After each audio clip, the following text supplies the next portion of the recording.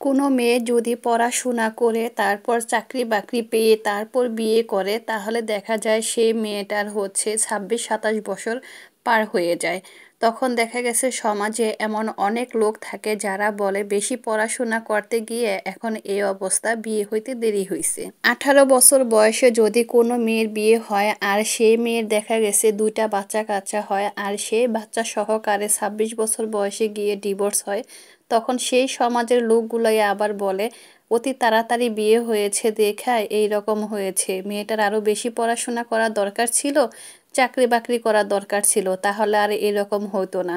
মেয়েদের আসলে নিজের পায়ে দাঁড়ানোটা উচিত।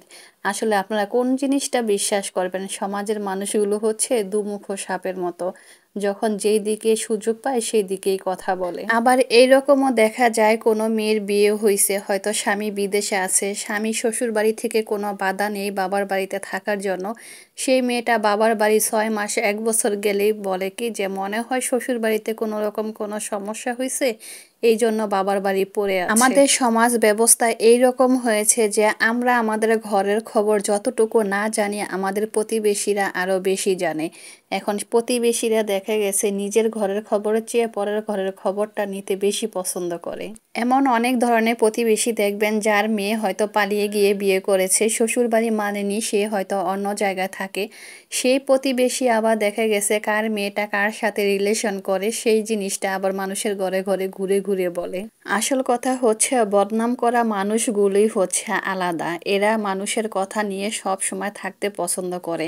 নিজের ঘরে যে কত রকম কত সমস্যা, কত রকম কত কি, সেই জিনিসটা চিন্তা না করে তারা পরের ঘরের চিন্তা নিয়ে থাকে। আমার নিজের চোখে দেখা, নিজের কানে শোনা এইরকম অনেক মানুষ আছে যারা কিনা পরের বদনাম ঘুরে ঘুরে বলে, আবার তারাই কথায় কথায় বলে আল্লাহ এইসব মানুষকে হেদায়েত দান করুন।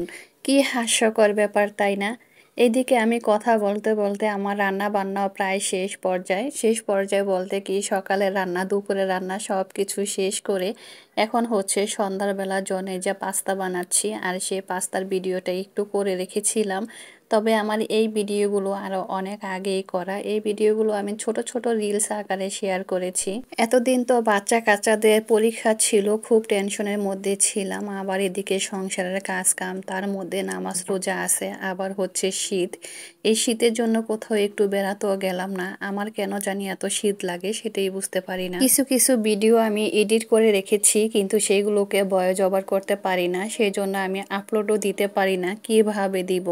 চারোদিকে যে পরিমাণ সাউন্ড হয়, আর তো শীতের দিনে এখন চারোদিকে ওয়াজ মাহফিল দিয়ে একদম ভরা।